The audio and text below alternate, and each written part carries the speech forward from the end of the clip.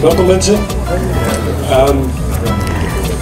Welkom bij deze tweede lezing in onze serie. Een aantal van jullie was er ook bij vorige week, van een paar weken geleden in Leiden. Toen was het onze eerste lezing over de iconen van het klimaatalarmisme, hebben we dat genoemd. Is duidelijk. Nog even voor degenen onder u die toen niet bij waren. Even een verduidelijking. Waar het om gaat is het gebruik van, of de rol van bepaalde iconen. Dat zijn dan letterlijk afbeeldingen die nu veel gekoppeld zijn aan een hele wereld van emoties die erachter schuil gaat. Dat was voor ons eigenlijk ten aanzien van de hoe je het wil noemen, klimaathype, klimaatgekte, klimaatzorgen, afhankelijk van hoe je er in de discussie staat. Maar één ding is zeker, de rol van iconen is niet te onderschatten. Dat is begonnen eigenlijk met deze icoon, de temperatuur-icoon, die natuurlijk de vorm van een hockeystick had met het idee van oké, 1000 jaar nagenoeg constante temperatuur en plotseling is er iets aan de hand en dat doen wij. Dus dat is natuurlijk het beeld wat eruit gaat van dit icoon. Genoeg propaganda en er gaat een hele wereld van emotie achter schuil, zoals we iedere dag op de diverse blogs kunnen en ook in gesprekken met mensen kunnen vaststellen. Het is een zeer beladen onderwerp en zo'n beeld speelt daar een belangrijke rol bij. Het andere icoon is dat icoon wat je aanzag kon zien komen. We hebben het zien aankomen, Marcel heeft het zien aankomen, heeft er aandacht aan besteed door het na te rekenen. Wat is het KNMI nu hier aan het doen? Dat was het voorbereidend werk voor een tweede klimaaticoon. Let u vooral op de rode zonnestralen. Dat zijn de hittegolven die in de nieuwe, gereviseerde statistiek nu het asymmetrische beeld domineren. En dat is ook een soort hockeystick natuurlijk. Sinds 1950 plotseling heel veel hittegolven. En dat is natuurlijk dat is een ander icoon om meteen in één plaatje te vangen dat er iets hockeysticks-achtigs aan de hand is. Alleen wij hebben daar even in de groene stralen, een productie van de Groene Rekenkamer dan, met al het goede werk van Marcel Krok en consorten die daar narekenwerk aan hebben gedaan. Om te laten zien dat dat toch wel een hele dramatische bijstelling was van de statistieken. Dat is een heel verhaal op zich natuurlijk. Dat was dus van de zomer is dat weer eigenlijk losgebarsten. Omdat er toen een paar hittegolven bij kwamen. Dus volop in de actualiteit. En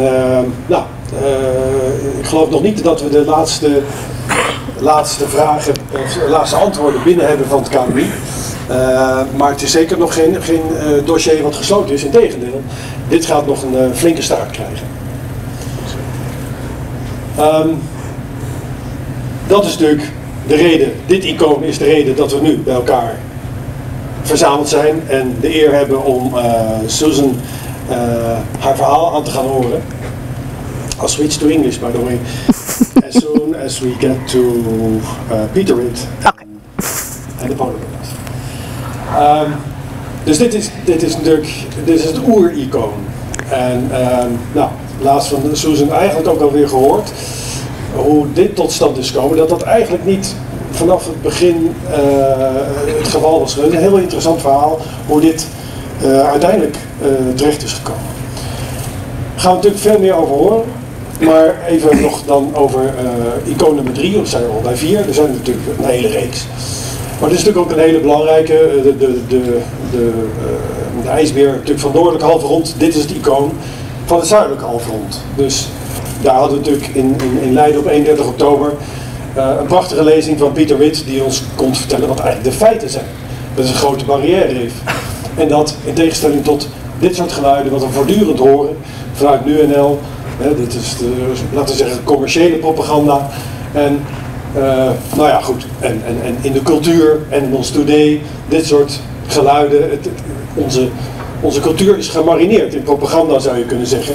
Dit soort verkeerde informatie en ook de ondersteuning en het maken en het bevestigen van die icoonstatus. Gebleekte iconen of gebleekte koralen spreken tot de verbeelding. Net zoals een uitstervende of de hongerige ijsbeer tot de verbeelding spreekt. Goed. Peter Ritt hadden dus, hij heeft echt heldenstatus, heeft zijn eerlijkheid, zijn integriteit met ontslag moeten bekopen. Na 30 jaar, trouwe dienst zou ik bijna zeggen, op de universiteit. Dus er is een krachtenspel gaande, wat het mogelijk maakt. En het is natuurlijk ook een boodschap aan andere wetenschappers, jonge wetenschappers. Dat is natuurlijk een heel fnuikend effect natuurlijk. Een boodschap, pas op wat je zegt en wat voor soort dingen je doet, want anders. Dus hij heeft een heldenstatus nu verkregen omdat hij dat niet alleen ontslagen werd, maar dat ook heeft aangevochten. Hij is door de Australische rechter in het gelijk gesteld. En nu is er weer een vervolghoofdstuk, want daar wordt in tegen beroep gegaan. En er wordt een heleboel geld tegenaan gegooid om dit uit te vechten. Heel belangrijk.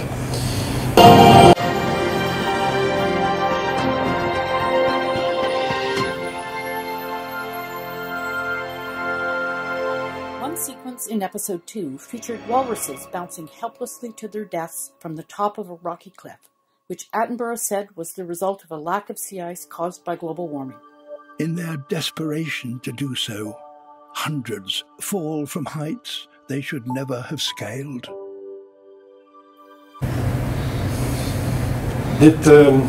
Theo noemt dit klimaatporno.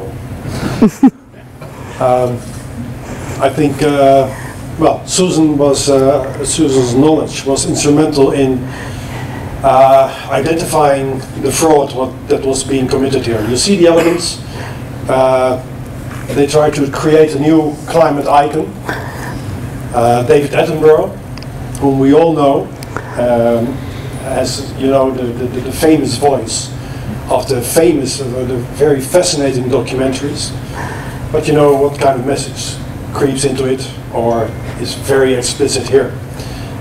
All the statements here framing walruses as climate victims is a fraud. And Susan her efforts were instrumental in exposing that fraud. Okay, on to the polar bears, because that's the icon of tonight. And I would like to ask Marcel to introduce Susan for this purpose, because she's very well able to do that. Thank you. Thanks. Everybody, great to see so many people today. Yesterday evening we were in Almere. Yes, Susan, you will remember that name, Almere. Beautiful restaurant. Yeah. No, joking. It's great to organize these events together with the Groene Rekenkamer. Some of you know that Clintel just started, the foundation Clintel just started this year. I am one of the founders and Guus Berghout is the other one. I had expected him actually, but I haven't seen him. Maybe he's lost, I think. He's lost in the zoo. He's lost in the zoo. Well, he might enter at some point. And it's great to organize such things together, because it's quite costly to get people over to the Netherlands and to pay all the costs, and so it's nice to share that. And for us, it's really important that people like Susan and Peter Ritt, that they have difficulty to get their message across in the mainstream media and among the academics. And so it's great that we can organize such events. Well, Susan did a PhD about dogs and wolves, yes, and this is one of the reasons actually that people discredit her, because they say, what does she know about polar bears? She knows about dogs and wolves, but what about polar bears? But literally, for the last, and I've seen this before, of course. My former colleague Maarten is also in the room. When we did the hockey stick at the time at Natuurwetenschap en Techniek, when I did the hockey stick article, yeah, we had McIntyre, Steve McIntyre. Who is Steve McIntyre? You know, he is an outsider. He is not an academic, etc., etc. But it doesn't mean that if people really take the effort, and McIntyre took the effort to look at the data and the statistics behind the hockey stick, then you can make a very good contribution. And another co-author of myself, Nick Lewis, also makes excellent contribution to the field of climate sensitivity. You know, and with Susan, it's the same. She didn't publish many peer-reviewed papers about the polar bear. She tried to publish one paper actually, and she put it online. You tried to publish it also in a journal, yeah, but it was rejected. It was rejected. It's really hard if you go against the. You must try. We also with Clintel, we are going to try to do it, to publish peer-reviewed, but it is not easy. You get rejected easily if you are going against the stream. Anyway, we are very happy that you're here today, and we hopefully after your presentation we can go outside to visit the polar bears. Yeah, and we are looking forward to your presentation. So, give her a big applause. The title of my talk is actually the title of my new book as well. So, but just as an introduction to give you a bit more detail on my background, that I'm a zoologist with specialties in the identification of ancient animal remains and also the evolution of new species. And in the 1990s, I became really interested in the speciation of domestic dogs from wolves, and that's what I did my PhD dissertation on. And I had also written a book for general readers on that topic. But in conjunction with that topic, one of the things that I did was looked at the speciation event that created the polar bear. So the brown bear to polar bear speciation event was as important, in fact, in my dissertation as the dog aspect. And it meant then that I've been looking at the literature, the scientific literature on polar bears for about 25 years. So that's my background. And I really feel that that this diverse background that I brings a really big picture perspective to contemporary polar bear issues, and that this is important. So it's not only evolutionary theory, but the geological history of Arctic sea ice, the fossil and archaeological record of both polar bears and brown bears, paleoecology and zoogeography of both species, and also genetics. So that's where my background comes in. And like many people, I got my first exposure to live polar bears at a zoo. And I thought it was fitting to show this picture that I took in probably my first year at university at the Vancouver Zoo. And they had 4 cubs that had been rescued from Churchill, Manitoba, that were on display at the time. So we're really here to talk about polar bears as the icon of climate change. But I think to really get started on this and to make you understand a bit more some of the issues, I thought it was important to go through a few aspects of polar bear life history, because some of the other issues then I think will make a lot more sense.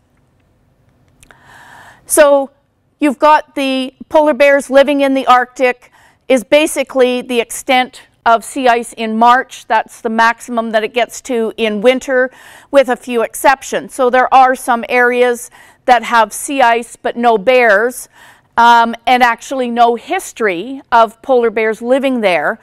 And one is the Sea of Okhotsk, north of Japan.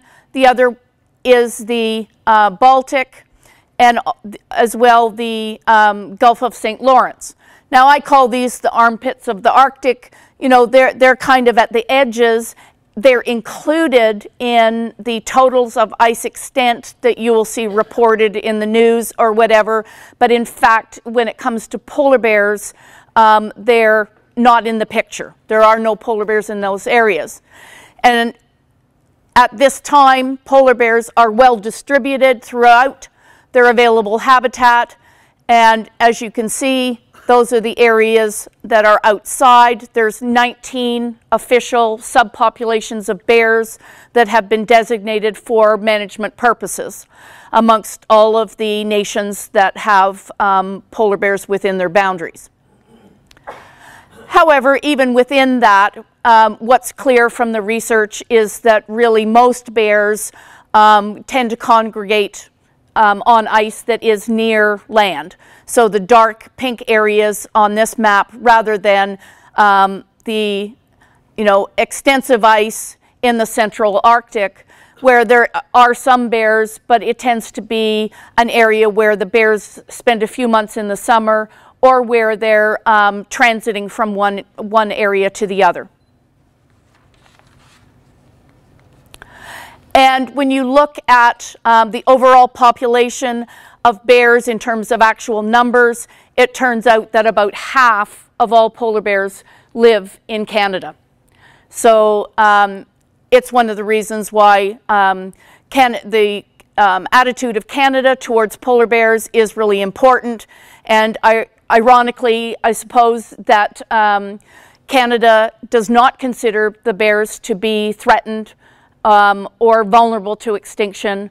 They consider them to be at just special risk or special attention, and just meaning that what they're going to do is keep an eye on the situation, but at the moment they're not putting them in a classification of threatened.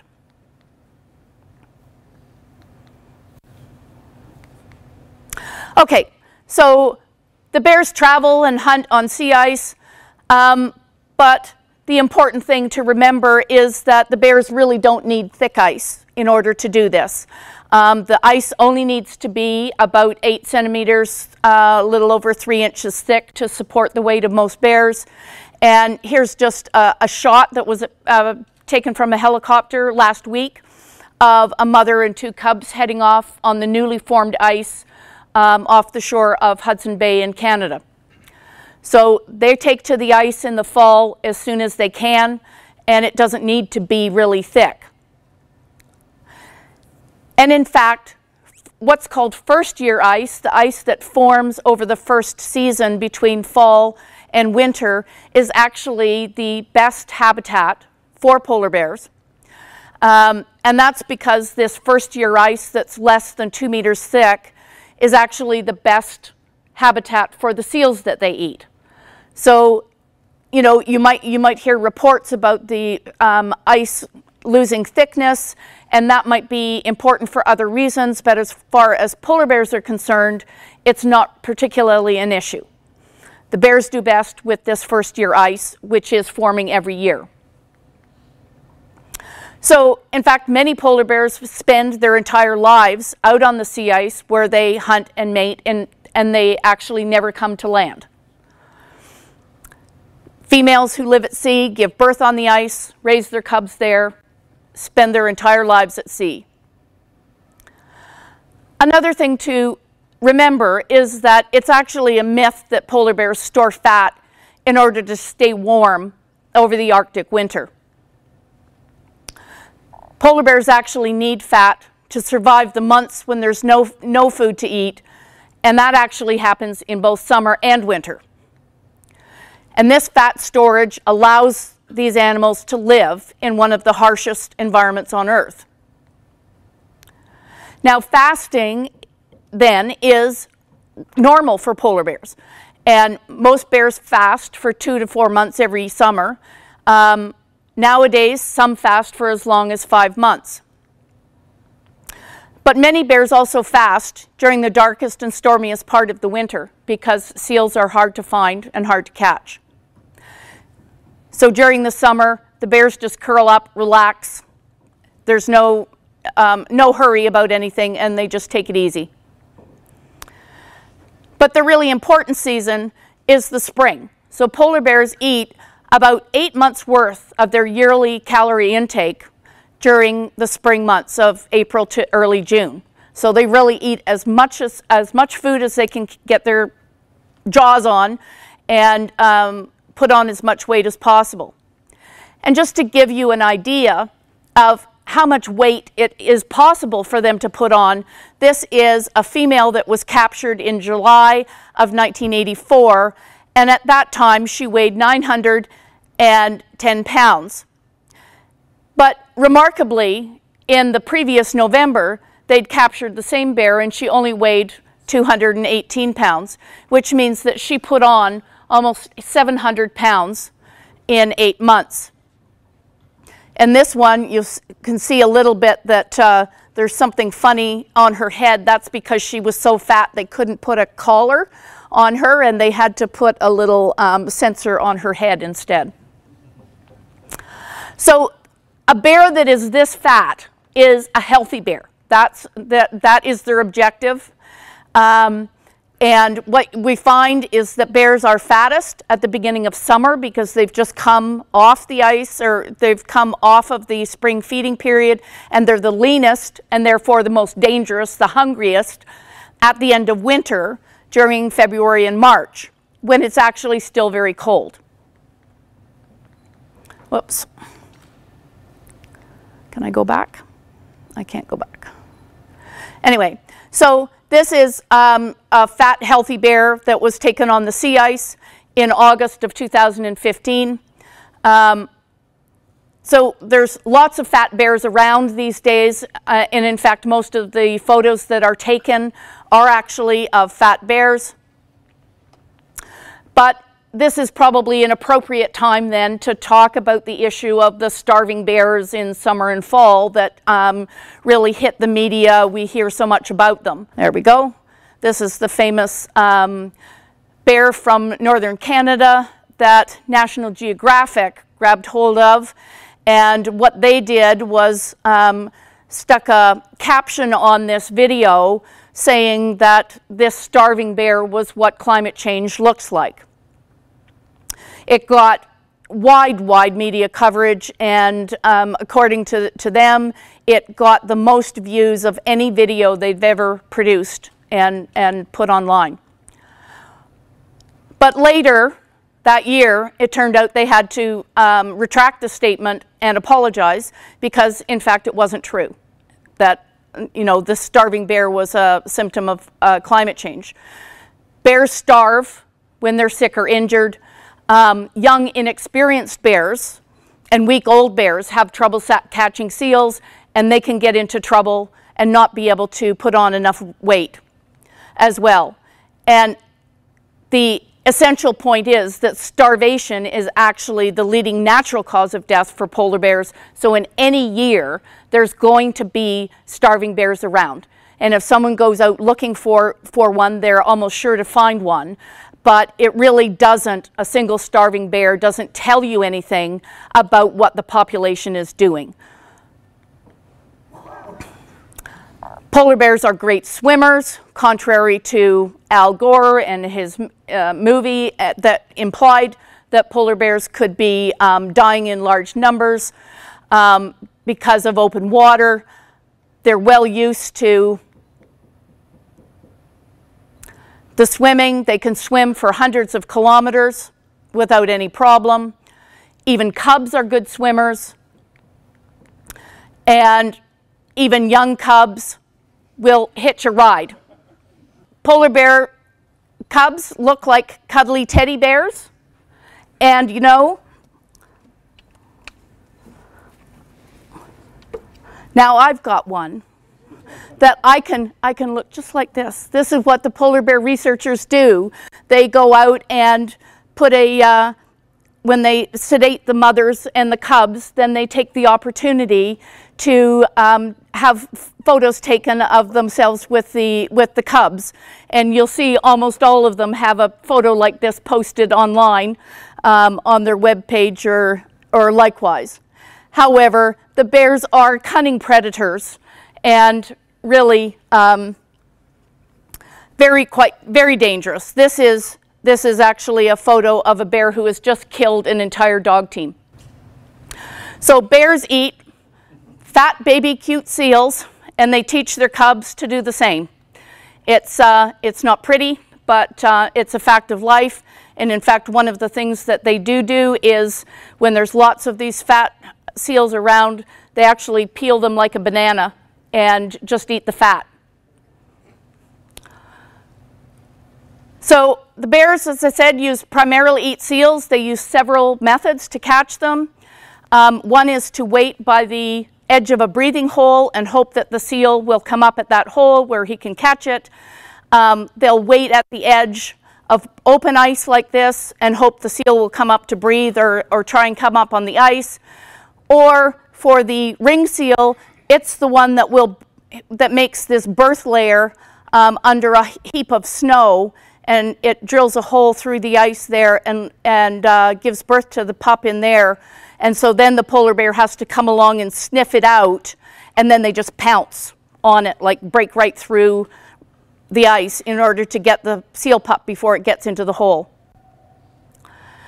So the two primary prey species for polar bears are the ring seal and the bearded seal. These are distributed throughout the Arctic in the same range as the polar bear. So just about everywhere the polar bear goes, they're going to find both of these species.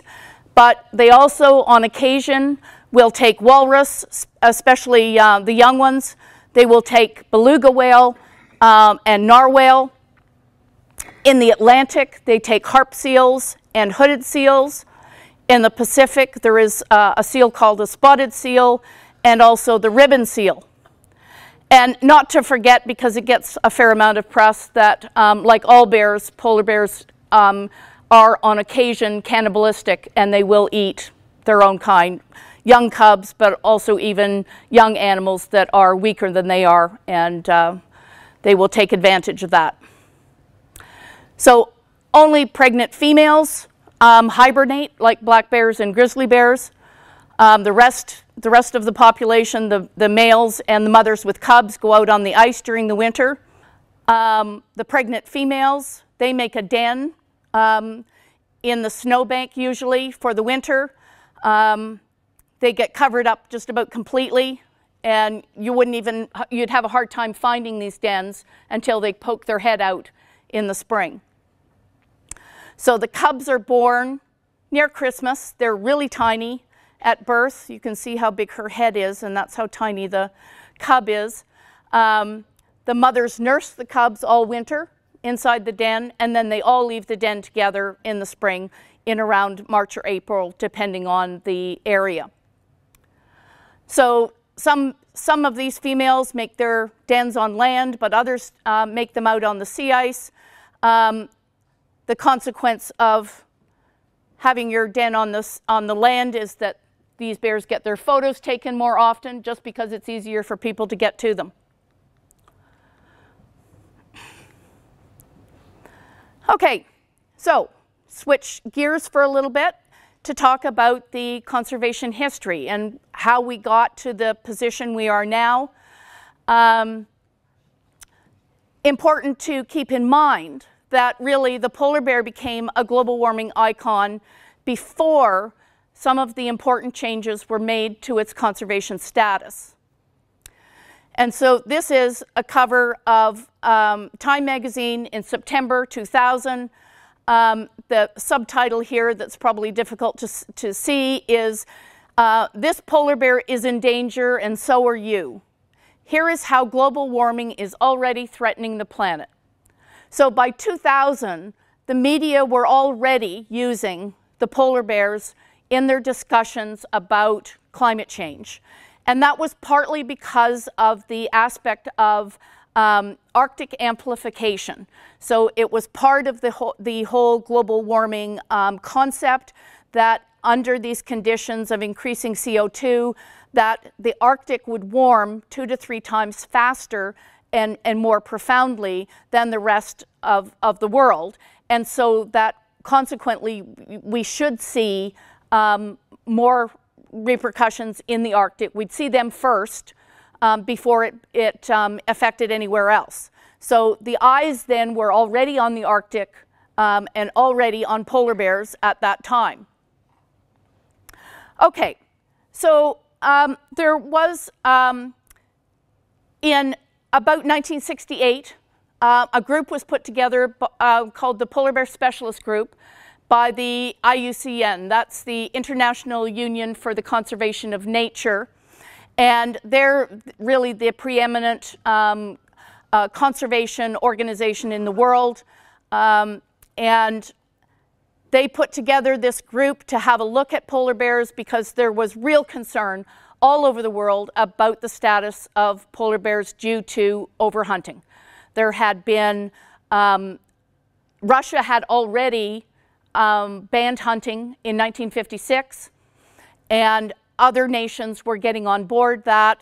And so in 1973, in fact, the Polar Bear Specialist Group helped to broker an international treaty that would give protection to the bears from overhunting. One of the big components of that was to stop the hunting of females with cubs, for instance. And so that was put into place in the early 70s. However, it wasn't until 1982 that the IUCN Red List actually gave the polar bear a status of vulnerable, because it took that long for the polar bear researchers to sort of get enough information to really support that level of designation. So they kept that status of vulnerable until 1996. And in 1996, the polar bear population had more than doubled in virtually all areas where they were studied. And at that time, the status was demoted to lower risk. It's now called least concern, because in fact, polar bears had been saved. And this is not a date, I don't think, that sticks in anyone's mind, that that was when this particular event happened. But the bears stayed at this least concern status for another 10 years. But it was clear that the researchers at the Polar Bear Specialist Group were not happy at having the bear's status demoted.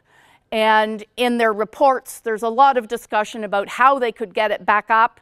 But the difficulty was the population was increasing, the bears were well distributed.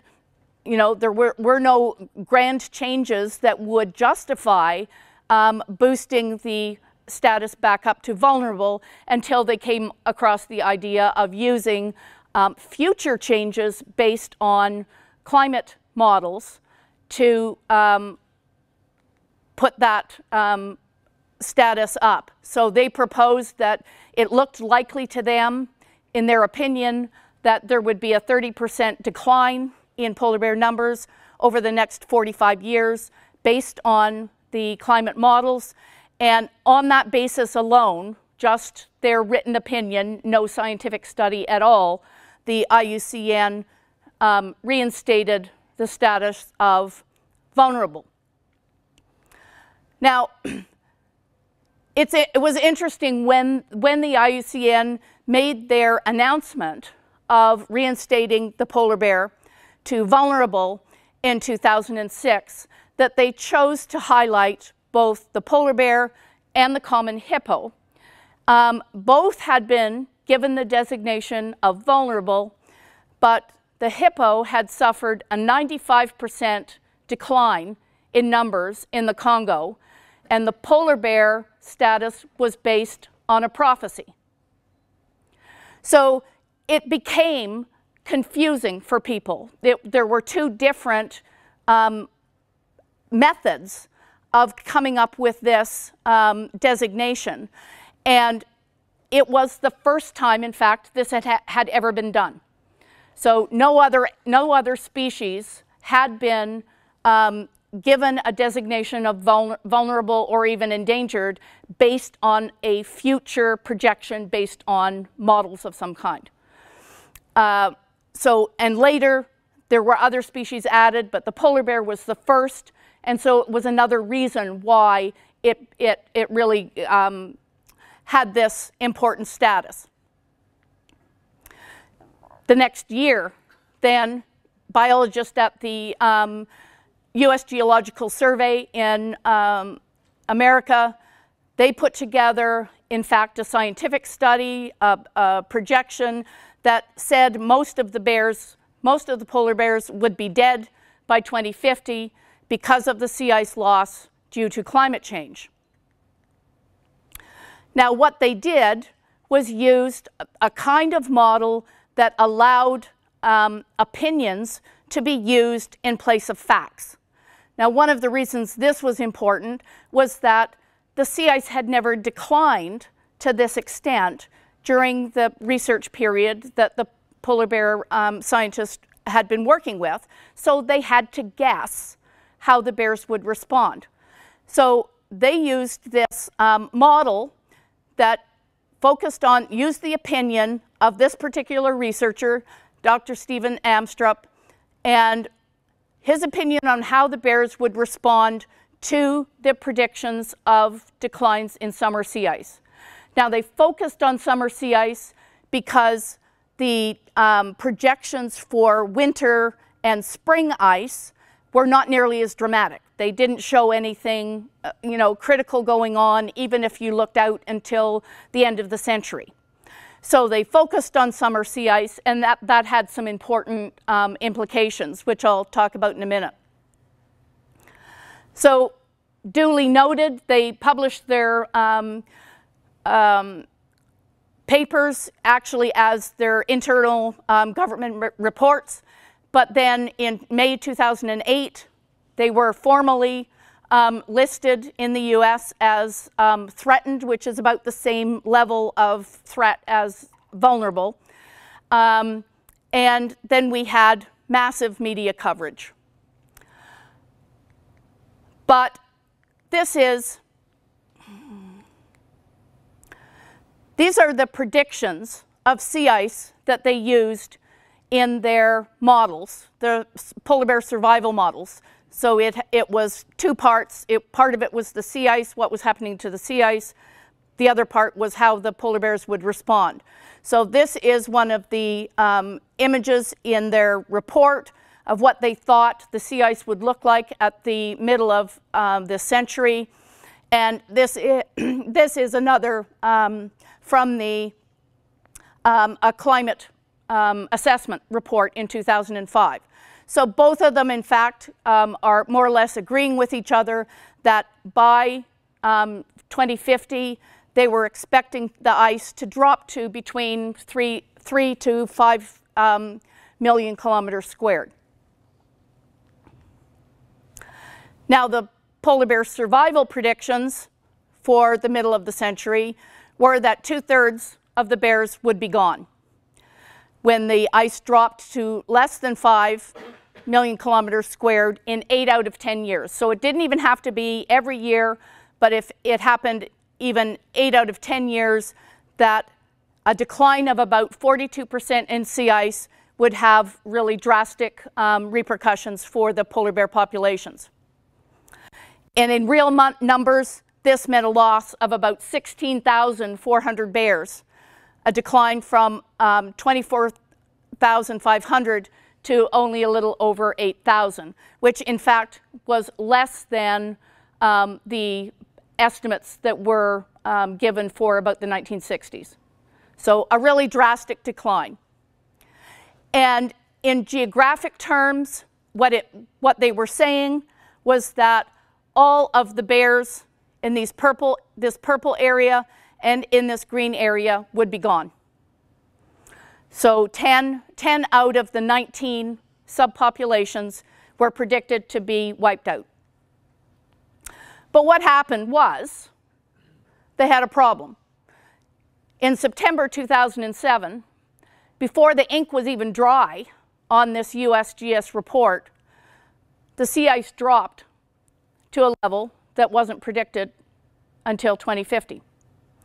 Now this is an image, a sea ice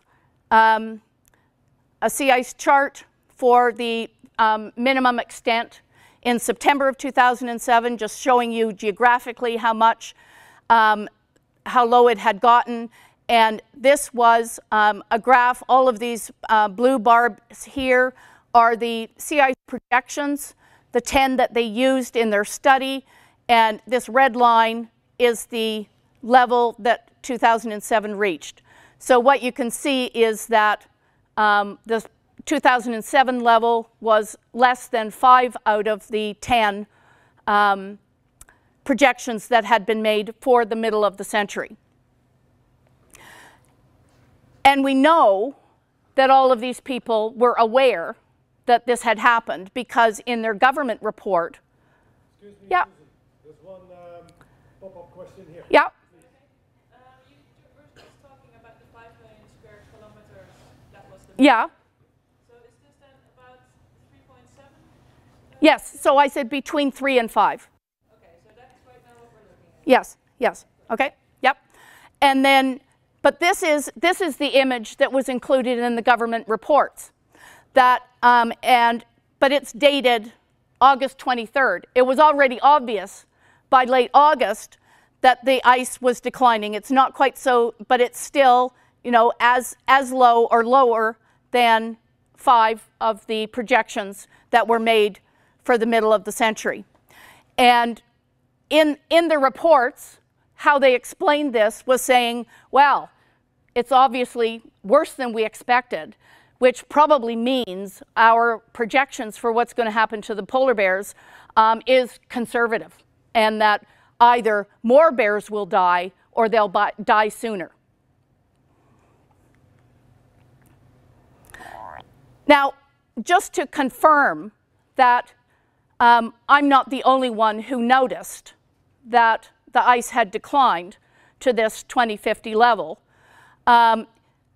an important paper came out in 2009, just a couple of years after the polar bear report, and they pointed out that the September minimum for 2007 and 2008 had come at least 30 years earlier than expected.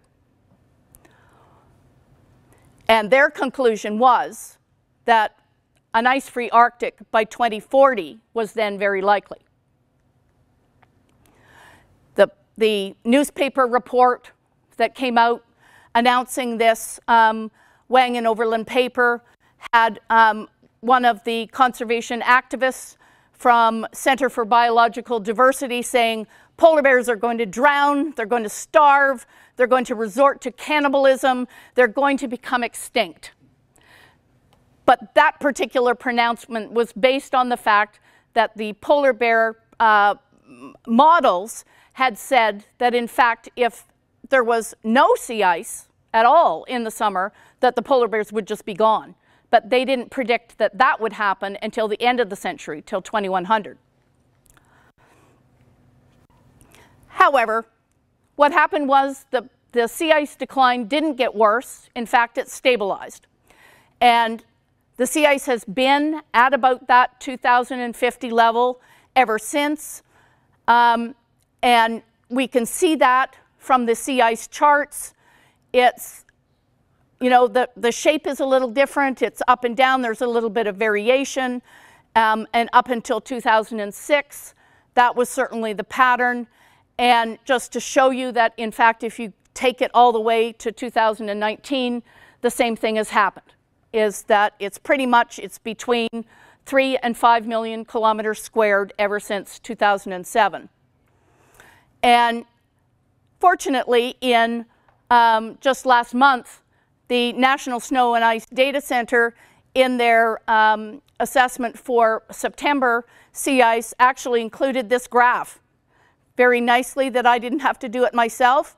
But what they're showing here is that the greatest decline in ice actually happened between 1999 and 2012, but that since 2007, there has been virtually no trend. It's been flat. So it's not my opinion that there's no trend. The sea ice people are aware of that. But the critical thing is that polar bear numbers did not decline as predicted. So here's the sea ice graph from 1979 to 2016, and this is 2005 when the predictions were made. So the sea ice is definitely declining, but polar bear numbers went up. Not by a huge amount, but they definitely did not decline. So what can we say but that the models were spectacularly wrong? Not only the sea ice models that got their timing and everything wrong, but the polar bear survival models. And what we're left with in the current conditions is fat, healthy polar bears throughout the Arctic, but nearly 50% less sea ice than we had in 1979. So that's a bit of a conundrum, that the bears were actually able to do well through this period of massive decline. So then the question is why? Why were the models so wrong? Why did the polar bear experts who were making their best guess, why did they get it so wrong? And part of it is that it turned out that summer hunting for seals was much less important than they had assumed in their models. It turns out that polar bears occasionally do hunt for seals out in the broken ice, but there's so much escape routes for the seals that they're virtually never successful. It also turned out that less ice in the summer was beneficial to seals because they do most of their feeding during the ice-free season. And if there's a longer ice-free season, they have more time to feed, they can get fatter, they can then produce healthy pups the next spring, and that's what the polar bears need to feed on. So it's both beneficial then for the seals and for the bears. It also turned out that spring hunting was much more important. Well, the biologists knew that, they should have known that, but they weren't including spring in their models. They were only including summer.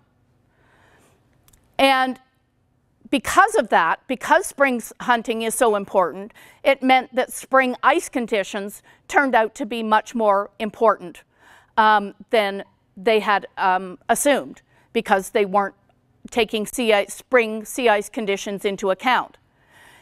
And this is just an example of one of those reasons why the spring ice conditions are so important. And this is just a map of ice thickness, just showing the ice off Alaska, which has a tendency about every 10 years or so, the really thick ice, which is the red and the yellow here, it tends to like plow onto the shoreline. And that means that the seals aren't able to maintain their breathing holes and they have to go elsewhere. And that's important for the bears because especially females coming out of their dens, they need food right away. They come out expecting lots of fat seals around and there is none. And that leads to massive starvation events, which are documented in the literature. And the worst ones were 1972 to 1976, and another one in the early 2000s. So I wrote a scientific paper on this, putting it all together. It's available online. It's free to read. As I said, I really did my best to try and get it into the mainstream scientific literature, but it just got blocked every time they sent it to a polar bear researcher. They just said, no way. So it's available. I presented it, though, as a hypothesis test, meaning, okay, this is what the biologists proposed. They said that if the ice declined to this level, stayed that low for 10 years, that the bear numbers would decline to a certain amount. Was that true or not? And I concluded that, in fact, their prediction had failed. But really, in order to do this, I didn't have to go and put a collar on a polar bear to do this kind of work. All of the information is in the scientific literature, and that's what I used. However, in November 2017, I woke up to find a paper that was prominently promoted worldwide in the media. And there are 14 co-authors on this paper. I recognized only 4 of them. One of them is Ian Sterling. He's the most senior Canadian polar bear biologist. Stephen Amstrup, who was the one that was put together the USGS predictions on the polar bears. Those are the only two polar bear researchers on this paper. Michael Mann, who's a climate scientist who thinks very highly of himself. Stephen Lewanowski, who is a psychologist. And Eric Post, I did recognize his name as a biologist whose work I have come across on occasion. But all of the rest of them, a number of Dutch researchers who have, in fact, never written a paper about polar bears, and the whole reason for their names even being on this paper is a big question.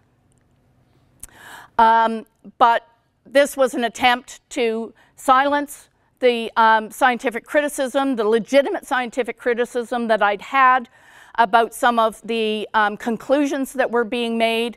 There was no effort made in this paper to address any of the criticisms that I'd made. It really was a vindictive attack meant to publicly discredit me, and the media went along with it. There were, both local and international media outlets took up the theme, including the New York Times. And so it was an interesting time for me to go through all of this. My daughter-in-law's brother in Germany emailed me. He said, "Your name's on the front page of the newspaper. What is this all about?" And meanwhile, my own university was busy doing some silencing of its own. By the time the Harvey paper had come out, I had already been expelled from the university's Speakers Bureau. So in 2009, I'd volunteered to give free talks about evolution and polar bear conservation, very much like this lecture today, to audiences in my community. But in 2016, I had added a lecture geared specifically to children about polar bears because I had been asked repeatedly by teachers, would I please come and talk to their classes about polar bears? So I had done a number in the school year of 2016 and 2017, and as far as I know, I had no complaints. But when I, in late spring of that year, I was refused to continue doing these talks because it was claimed that some of them my talks to school children had lacked balance, and that complaints had been made to various levels of the university, and they were not going to allow me to continue. So this was my heads up that they were being really pressured from outside, and that no one in the university, either within my own department, was willing to stick up for my right to academic freedom. And it was really an academic hanging without a trial, and that was conducted behind closed doors. No one gave me any information. When I asked for what this was all about and why, who had complained, what was the nature of the complaints, I got no answers. And then this summer, my department refused to renew my adjunct professor status that I'd held for 15 years, and they gave no reason whatsoever for that.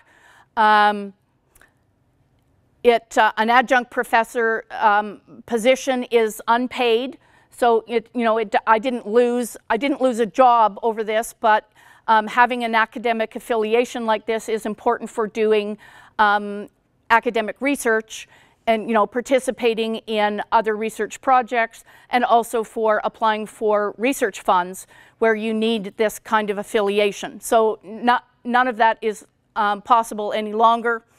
The universities refused to answer questions from a journalist about this, and there was an article in the Canadian National Post newspaper just as I was flying to Oslo this year, so the end of October. And she just met with a stonewall in terms of trying to get information out of them.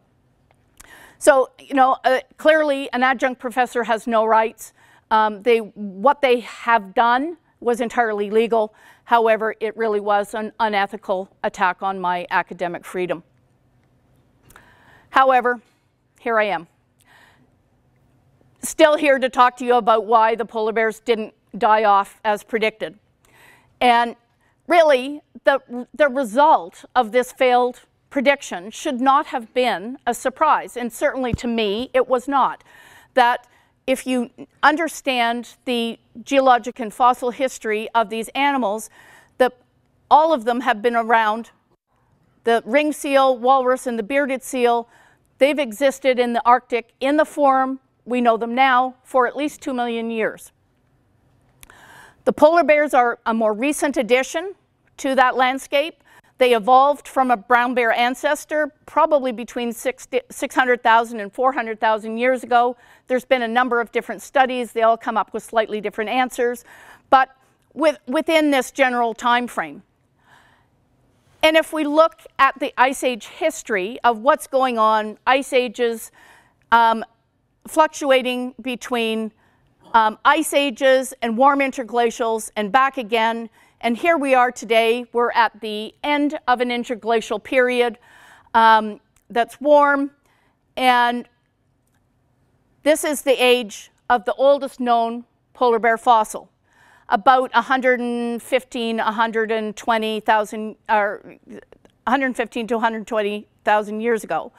But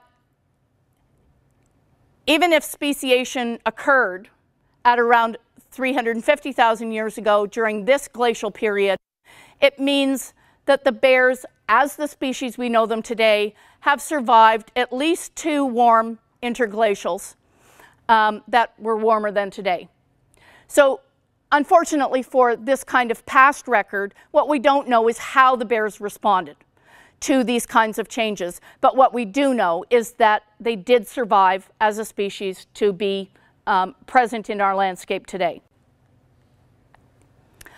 However, I think the one final question that really needs to be asked is how many polar bears are really out there? Counting bears is difficult. But one of the things that I've noticed is that the polar bear specialist group, for the last couple of decades, they really have been lowballing, minimizing the estimates of how many bears there are. And what they would like you to believe is that, so from a starting point of about 10,000 bears in the 1960s, that the numbers went up until 1996 and have remained flat ever since. And I contend that, in fact, that's really not a plausible scenario, and that the numbers have, in fact, continued to climb. And if you take a close look at what's really going on, I think that's defensible.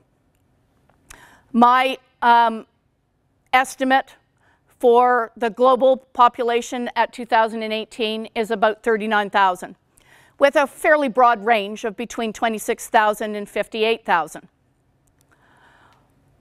And I arrived at that number by extrapolating from areas where we do know, where we've got recent counts of bears, to areas where we don't, and coming up with an estimate, a ballpark estimate, especially for these areas of Russia where there's never been a count. So it's, it's a loose way to do it, but no one else has been willing to put a number on these things.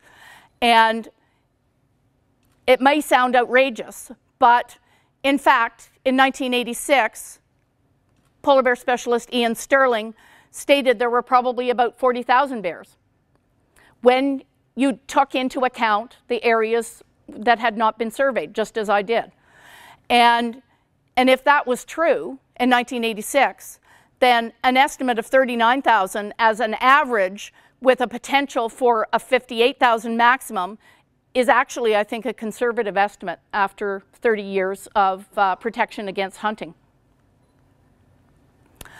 So, as it turns out, we've got no climate emergency for polar bears. They're currently thriving under the conditions that are present right now. They went from being the canary in the coal mine for climate change and turned out to be an outstanding survivor of climate change. And one of the things I think that we have to keep in mind is what this means for Arctic residents, because they've been living with a tradition for decades. They've been living with relatively low numbers of bears. And all of a sudden, especially in the last couple of decades, those numbers are clearly going up. We've talked about it. The bears are dangerous predators. They kill people. They destroy property. And even fat bears will kill people. And it doesn't have to be a starving bear to be a dangerous bear. They also do a lot of damage to property. These are people living in the Arctic, especially the Aboriginal communities.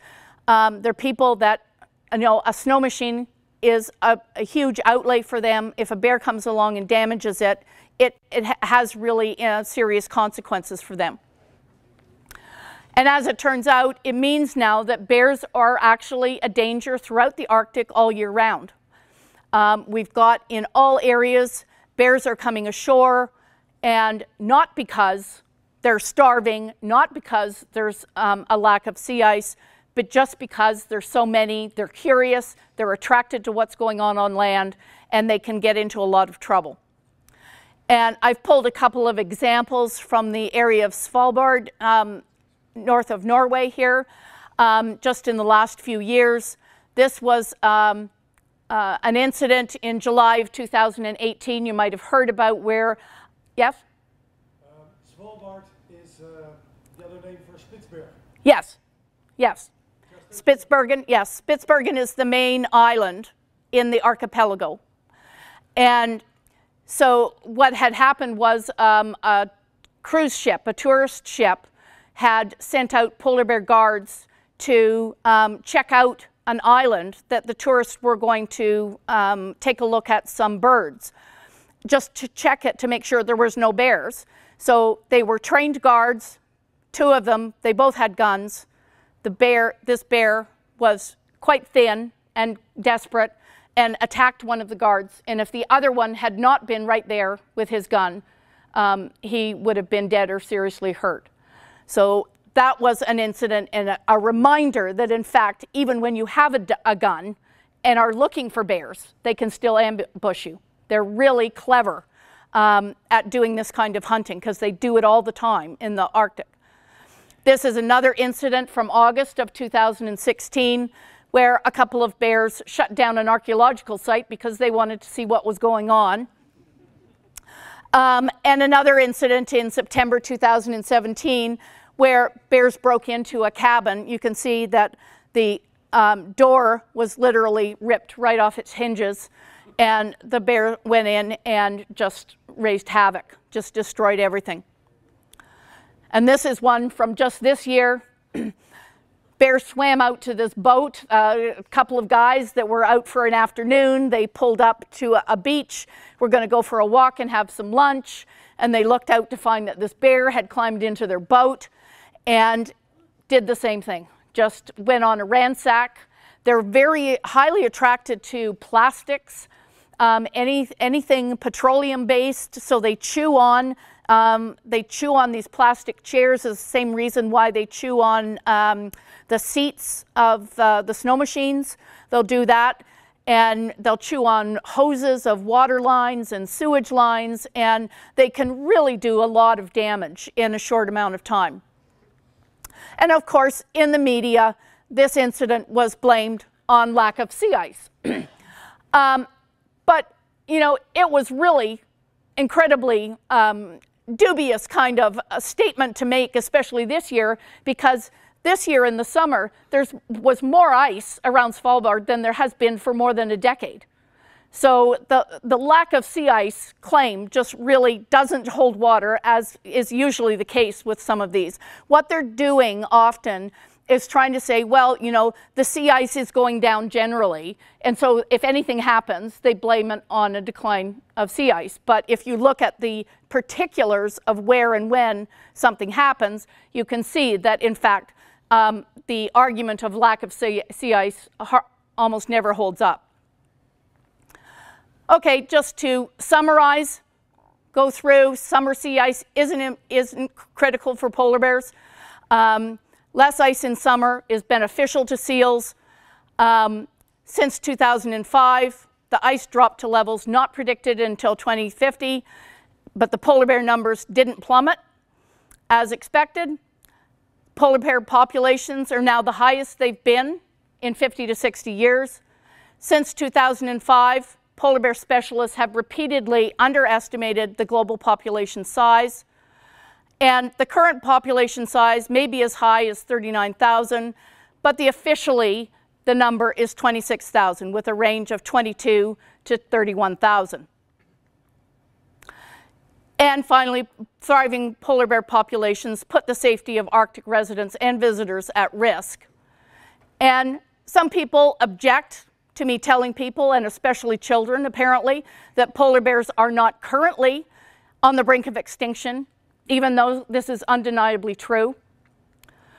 And despite almost 50% less summer sea ice than existed in 1979, there is currently no climate emergency for polar bears.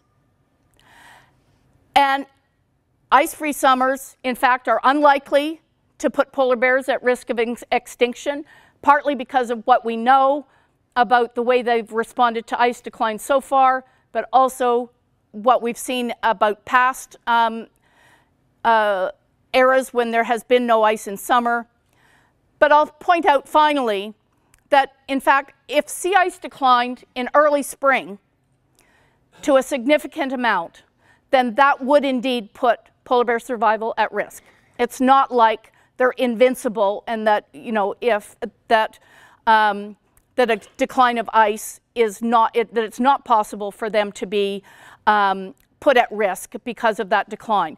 But it would really have to happen in early spring to a marked degree in order to have a really devastating impact on the bear's survival. And I'll point out that I've written a number of books on polar bears that I've brought with me today that are all available for sale at 10 euros each. This is my newest book explaining what I've talked about today with all of the references pointing that out. This is Eaten is my polar bear attack novel. It's a polar bear attack thriller on the lines of Jaws. So it's meant to be scary, but I really meant it to be a science-based novel that people who would never think to pick up a science book might enjoy and then still get some information out of. And this one here is a small, simple polar bear book for children age 7 and up that Marcel Kroc has very kindly translated into Dutch for me, so that's available. And then this polar bear, The Outstanding Survivors of Climate Change, is a kind of point-by-point, a very simplified explanation of some of the events that have gone on with lots of references in it. So it's, you know, for adults and older teenagers who want something that's short but has the references available. And also I brought with me today a sticker that I had made up in honor of my European tour, which really just is has thriving in the languages of all of the countries that I have visited, and that is free over on the book table as well for you to take home as my gift to you. And thank you very much for listening.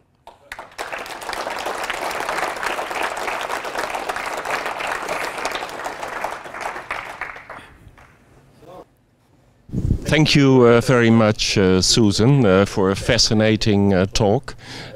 You've made it very clear that the polar bear has been misused by climate alarmists, but at the same time your work is being misused by climate skeptics to say that there is no serious Arctic warming.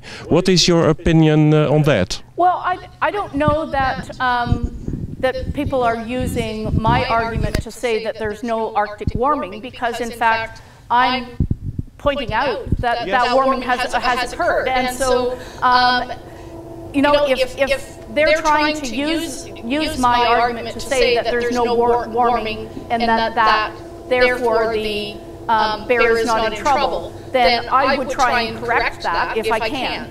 But really what I'm saying is that despite the fact that the ice has declined, that the bears are not in trouble. And that's the critical kind of take-home message, is that the bears are just more flexible in their response to changes in ice than anyone gave them credit for. Yep. Oh.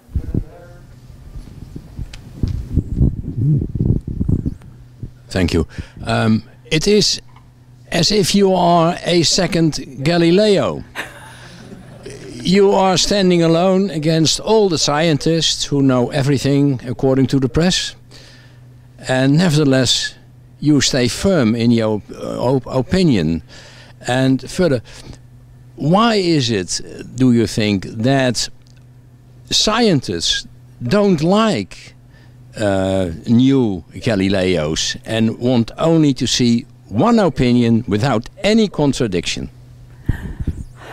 Well, the question of motive is, I think, difficult to answer, but it's certainly not a new phenomenon. That I think you see it throughout the history of science, where one idea catches hold and people who want to criticize that are kept at the fringes.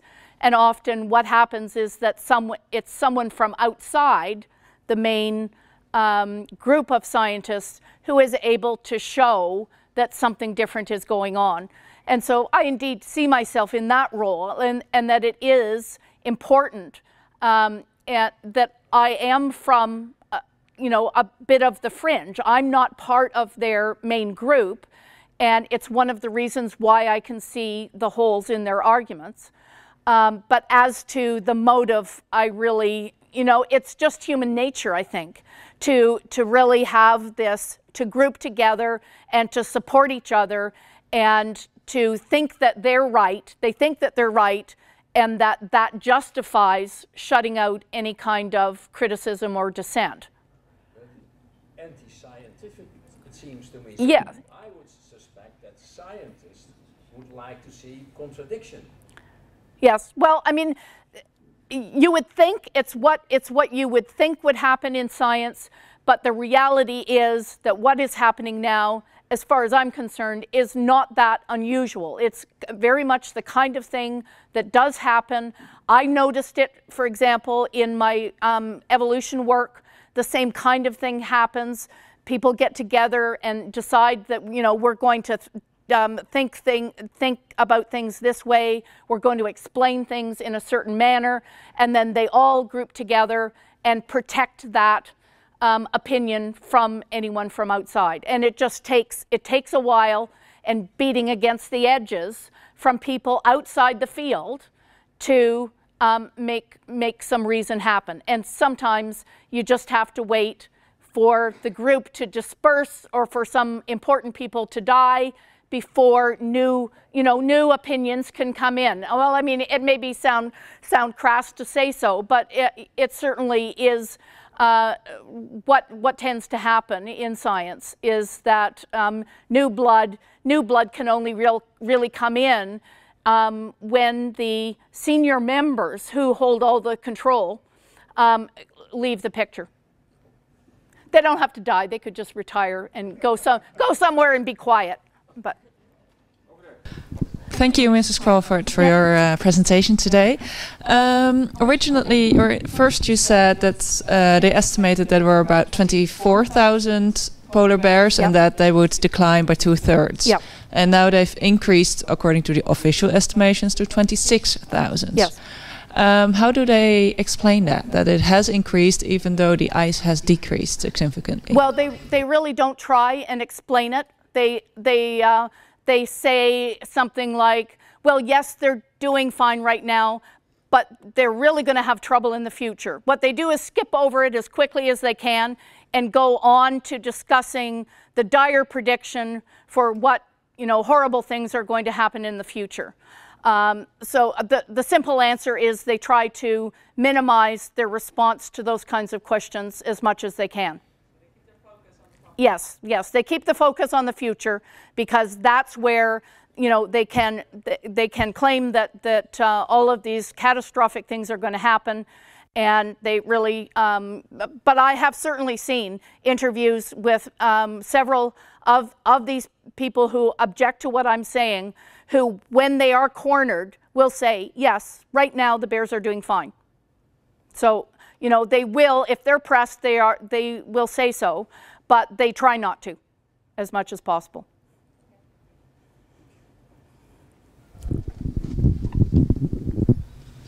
Hello.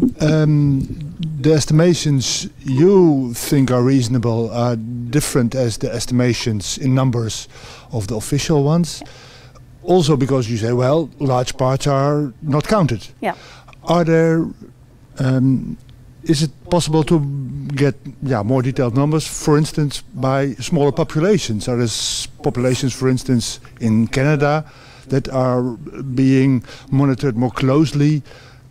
So that there is, what is there more to say about the numbers of the different numbers in estimations? Yes, well, definitely there's always a survey going on. For example, there are 2 small populations in Canada that had a recent survey done. Those surveys were they were finished in 2017. There's still no report. So, even though there's all of this pressure and all of this talk, they delay and delay and delay. And so my gut feeling is that it's likely to be a good, the population has gone up, because if it had gone down, they would have said so right away. So we get that kind of problem. There's a problem in Russia, which, where they either don't have the money or the manpower or the interest to do the kinds of surveys that are done in the Western Arctic. So there's a big hole in those. We know virtually nothing about what's going on in East Greenland. There certainly are researchers there that have been working there for, 15 years or so, but they're not counting bears. Like, why are they not counting bears when this is so important to know what the numbers are? So, I mean, that's a legitimate question, but, we've got a number of different countries involved. It's very expensive to do, and one of the issues that comes up for doing these counts is that they always use a slightly different method every time. So it then becomes difficult to truly compare, one number to another, or one area to another, and it becomes a bit fraught with difficulty. And I'm really thinking at this point that a truly scientific estimate is probably impossible, and it may always be impossible. And so why not, try and get a loose estimate, because that may be the best we're ever going to get. And that's quite a reasonable approach to take when you can't get tighter numbers.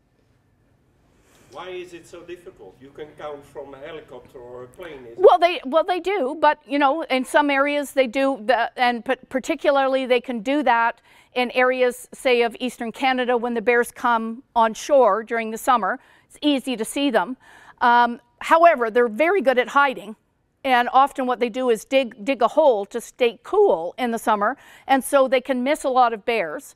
And it just is fraught with difficulty, so you need to use a different method in those areas compared to areas where the bears stay on the ice. How do you count the bears when they're out on the ice and they never come ashore? Because they're so hard to see. it really becomes, you know, then they've got all these built-in assumptions that they use when they try and make a count, that it really becomes as much a guessing game as anything, I would say. Thanks for a fascinating talk, Susan. I wonder, there's also one case that seems to run counter your findings, and that's the Southern Beaufort Sea. Yeah. The ice has been vanishing, basically, and the icebear populations, according to the reports, have been going down by, what is it, almost half to 40%, something like that. What's going on there? Well, the Southern Beaufort Sea is particularly complicated. Because one of the things that happened was the basis of the numbers that are used now to say that the population has declined by almost 50%. In fact, the number in the report is between 25 and 40%.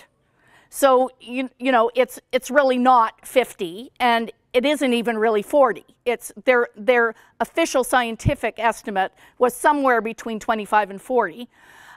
For the decline. But one of the things that happened was they were measuring from the year 2000 until 2010, okay?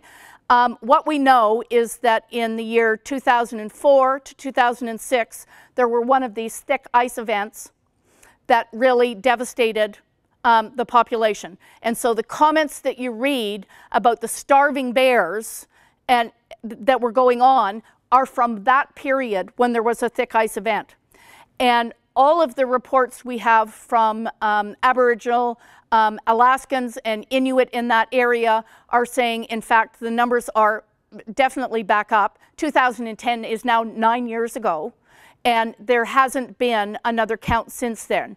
I understand that they have planned one. It may be, in fact, there's one ongoing at this time, but they're, you know, keeping very quiet about that because it's a nice example. They keep pushing it all the time. But it's one of the reasons why they are really annoyed with me, because I keep showing the papers that they wrote documenting this decline in 2004 to 2006. And what they said was that that event in that year was as bad as it was in the early 70s, when they in fact had recorded quite widespread starvation, and they were seeing starving bears in condition that they hadn't ever seen when they'd been up in the Arctic. So those are the kinds of conditions that are possible when you get these thick spring ice events. Bears do starve, but they weren't starving because of lack of summer ice. They were starving because of too much ice in the spring. And that's the part of that story that they conveniently leave out. How often do these events happen? About once every 10 years, as far as we can tell. And the difficulty has been, of course, that as soon as I realized that that bit of information was kind of in conflict with their scenario, their explanation for what was going on, I really began to wonder, well, okay, so the last event was 2004 to 2006. We should be expecting the next one around 2016. Are we going to hear about it? Because that's critical. I mean, who's up there? They are the only people up there. And if they don't announce that these events are happening, and if they don't, in fact, publish the results of the work that they're doing, then we won't hear about it. But in fact, there is one paper that alludes to the fact that something of that nature was going on in 2006. There was a paper that was talking about bears that were having trouble finding things to eat in the spring. And they didn't specifically talk about thick ice, but what they were doing was saying, okay, well, the only seals that the bears were catching were adult seals, which I thought, well, they should be catching baby seals at that time. This was in April. And if some of the bears had not eaten anything and the only seals that the other bears were catching were adults, then that suggested to me that there was a lack of the baby seals that should have been there. But that's the only clue we've got, that kind of event may have happened in that time. And it may be that we have to wait another decade for that information to show up in the scientific literature. Yep. Wait for the microphone. Over here first. Oh, sorry. Both. Yes, thank you very much for this very interesting presentation. You mentioned that in a number of years ago, the hunting on ice bears was forbidden. Yeah. And that must have some influence on the population. And the question is how much has then been followed up? So is there secret hunting on ice bears? Because you also mentioned that they are sometimes very dangerous. Yeah. So I can imagine that some people say, okay, it's forbidden, but secretly we still kill ice bears. Yeah. So what is your opinion on that? Well, I think as for, I think we would generally put this into the category of poaching, okay, taking a bear illegally. There certainly has been questions raised about how much poaching happens in Russia, because there certainly is no documentation that we would hear about anyway. But other than that, there really is in the areas where there is where there's hunting allowed, it's very tightly controlled. In Canada, for example, only Aboriginal people are allowed to get the tags for hunting bears, and the number is tightly controlled, and it's adjusted every year according to how, the indicators of how well the bears are doing. And so really, it doesn't seem to me that any decline in numbers could be put onto poaching, and certainly that hasn't been offered as an explanation. When these people say or insist that numbers are declining, they're always blaming sea ice, not hunting.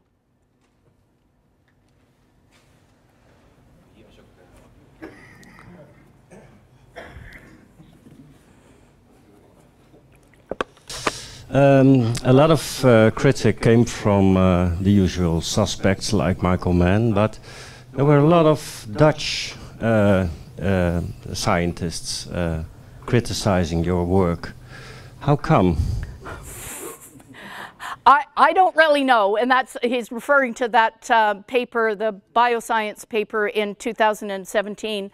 And in it, really, what they were trying to say was that I was putting misinformation on my polar bear science blog, and that then other blogs on the internet were using that information and spreading things around. But I think that then it was, partly then an attack on me, but also an attack on skeptical blogs that are run on the internet. And I don't know why 14 co-authors was necessary for what they wrote. I think it was really a kind of intimidation to have so many, and they just put as many people on as they could for that reason. Susan, there actually is someone in the audience who has a lot of background information on this paper. Mm-hmm. He put out a complaint at the Free University in the Netherlands, because he was Harvey, right, the first author, is working in the Netherlands, so that's the reason why so many Dutch people were involved. And he's also a part-time professor at the Free University. So somebody here can, Hans, are you willing to say a little bit about it?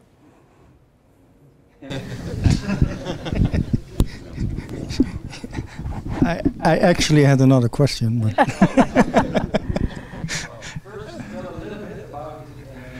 okay, I'll do it. Well, I'm an alumnus from the Free University, so I thought I test the waters about the opinion about the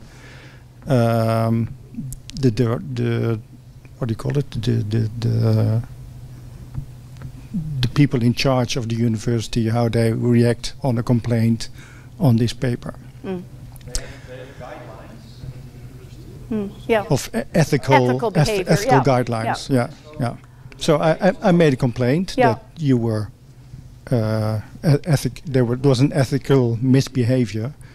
But after how long did it take to come to the verdict? Almost a year. Year and a half. Yeah. After a year and a half, nothing is wrong. Yeah. So. Yeah.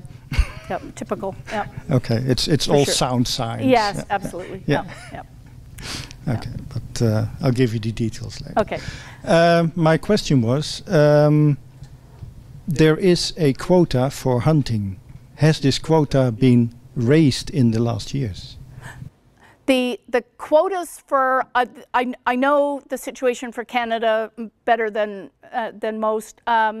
The quotas are set for specific areas, and so and yes, they are changed. In some areas they were raised, in other areas they go down. So it really depends on how the bears in that particular area are doing. So it's kind of a fluid thing. But mostly they don't go down or up by very much, you know, like maybe 5 or 6, something like that, maybe as much as 10, but not more than that. So there's no trend? No particular trend. And I think the number that is posted on Environment Canada is that overall in all of Canada, about 600 bears per year are taken. For all of Canada. Yeah, but they're not going down? No.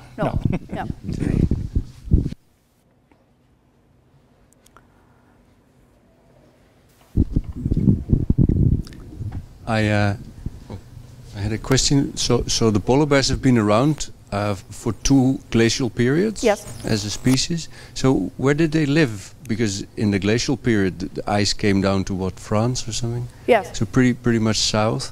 So did you find skeletal remains of them in the previous habitat?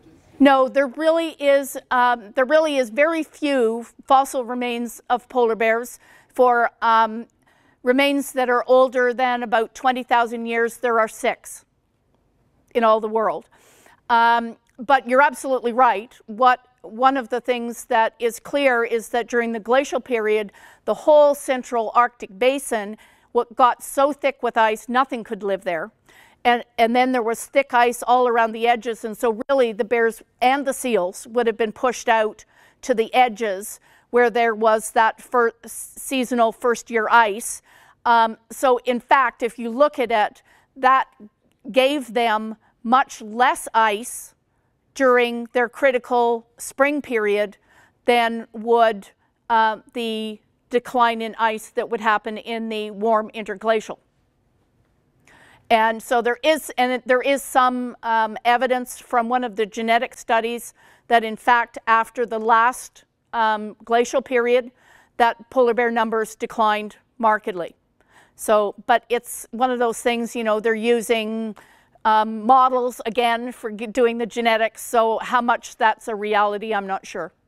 But it's the only indication we have, because we certainly, the only place where there has been polar bears outside the current range, polar bears remains found, were from the period from about 10,000 to 14,000, where you get them in southern Sweden, in Denmark.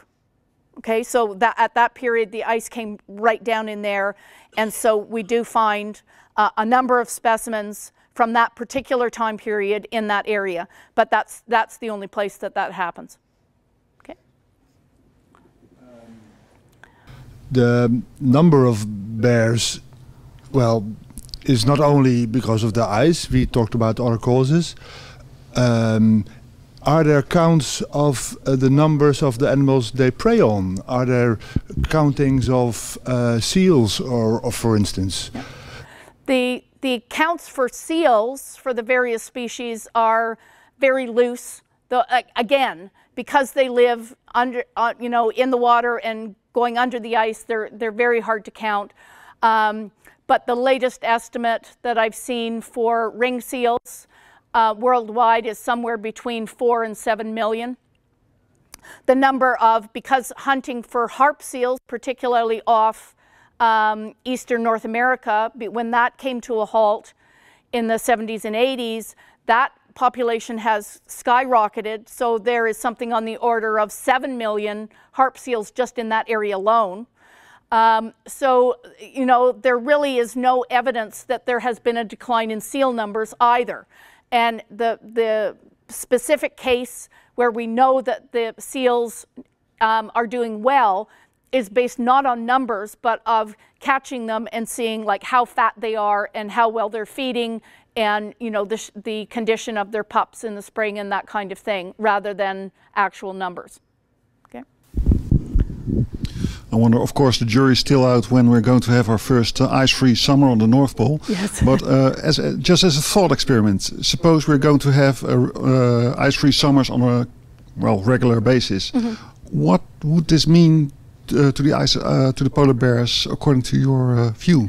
Well, I think that if we had an ice-free summers that went on for an extended period, I think that we would have some decline in numbers, but not necessarily a dramatic decline, because we would see the most decline in the most southern areas like Hudson Bay, because it would mean that the ice-free period would likely be extended. But one of the things that has happened, and I think is where the evolutionary adaptability comes in, is that there is always within a population of these bears going to be animals that are better hunters than others. They just have, you know, better hunting instincts, that they have a more efficient fat storage metabolism than others. So when conditions get really tough, those are the individuals who are going to survive. And in fact, it really is, it's a selection process. And so when conditions get bad, it takes out the bears that really are suboptimal. And then if conditions get better again, then those are the bears that are going to continue to reproduce. And come the next time, say that there's an ice-free summer, in fact, the whole population is going to be better prepared. So every time they go through a short crisis like this, it actually makes them better able to survive the next crisis that comes along. And that's also something that, as far as I am aware, is not factored into these predictions. Yeah. Will they also turn brown again?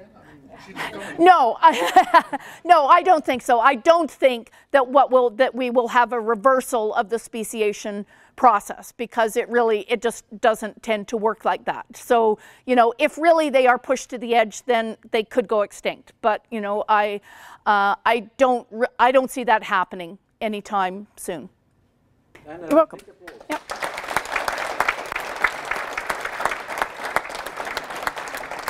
Okay.